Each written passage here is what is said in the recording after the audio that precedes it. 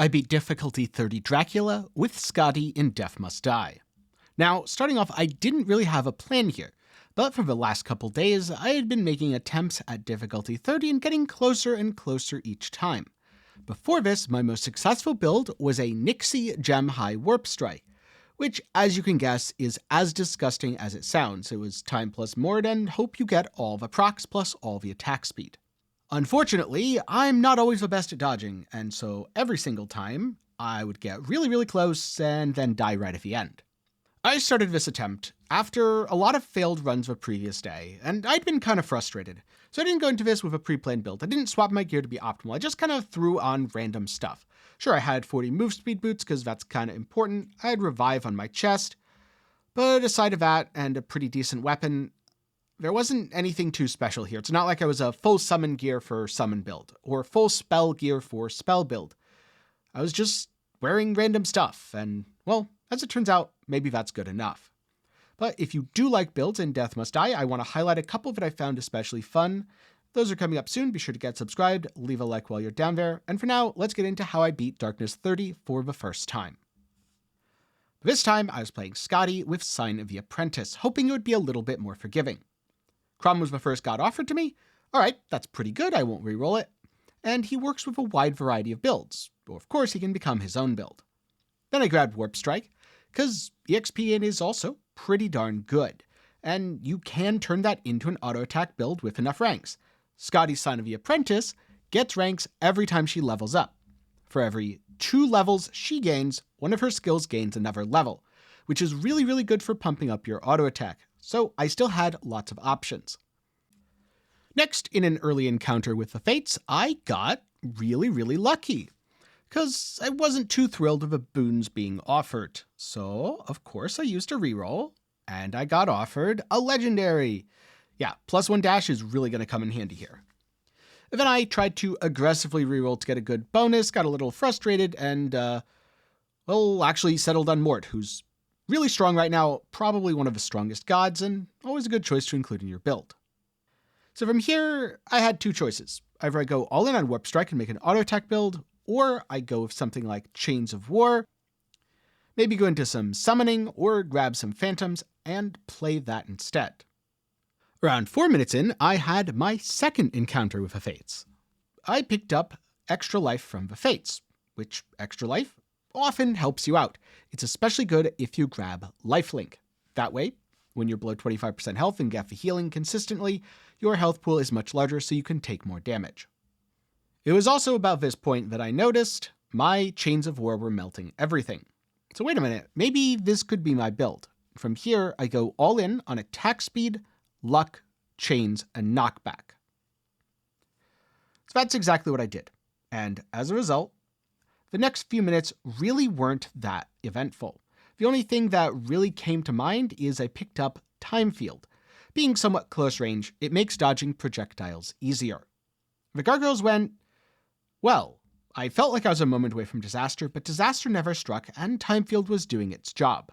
As always, the fight started a little on the slow end because you can't always have chains going into it, but once my chains ramped up, it was no issue. It was also about now that I decided I'm going to target not only chains but blades to get as much passive damage in as possible.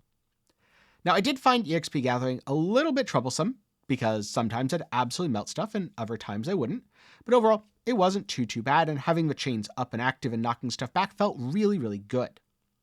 So for the next few minutes I was kind of just running around getting experience. But at 12 minutes the slimes came up, and this is where the build started to absolutely shine. I tore through them with ease. I probably moved around more than I needed to. But at 13-ish minutes, the stabby ghosts were more problematic, probably because I had been kiting around and trying to get pickups, a consistent theme in this run that was honestly just a minor misplay, and I can see that in hindsight. I should have spent more time hanging out in the time fields.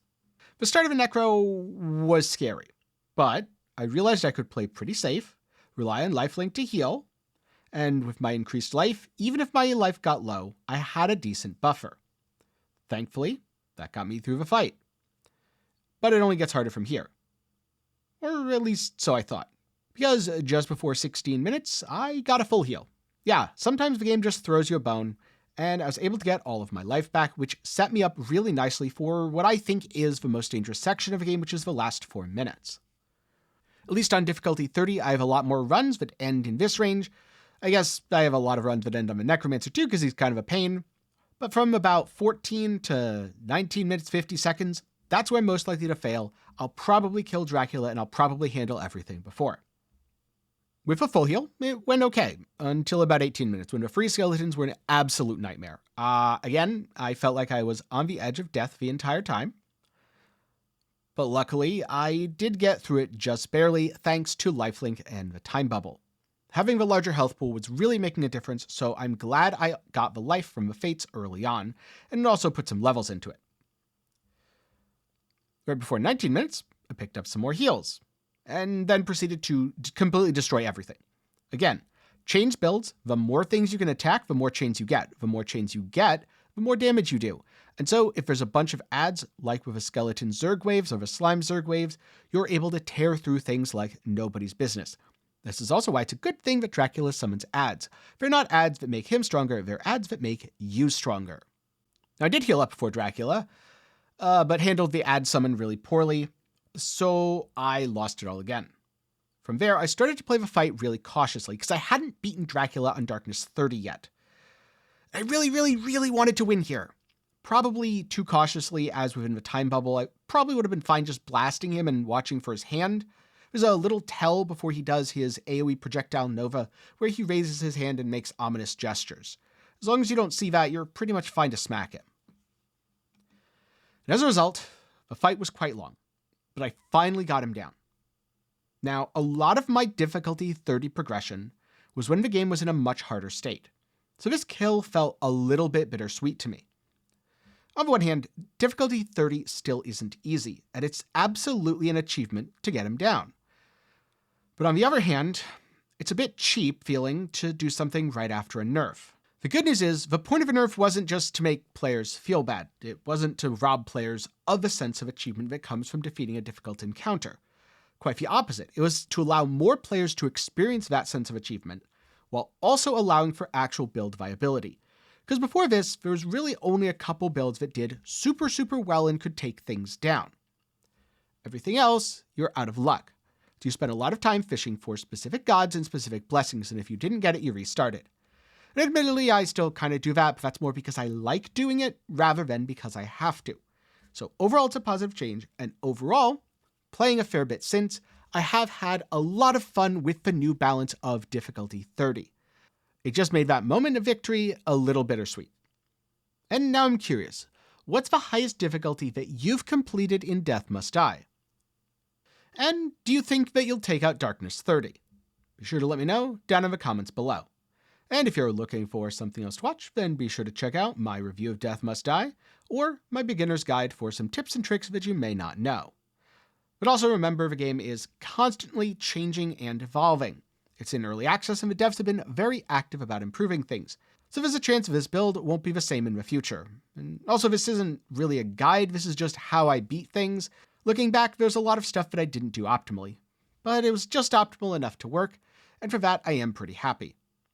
That said, before I go, a special thanks to my patrons and channel members for the continued support. For as low as $1 a month, you can help make videos just like this one possible. Link to support is down below. And that's all for me today. Thanks for watching. Hope you learned something, and I'll see you again sometime soon.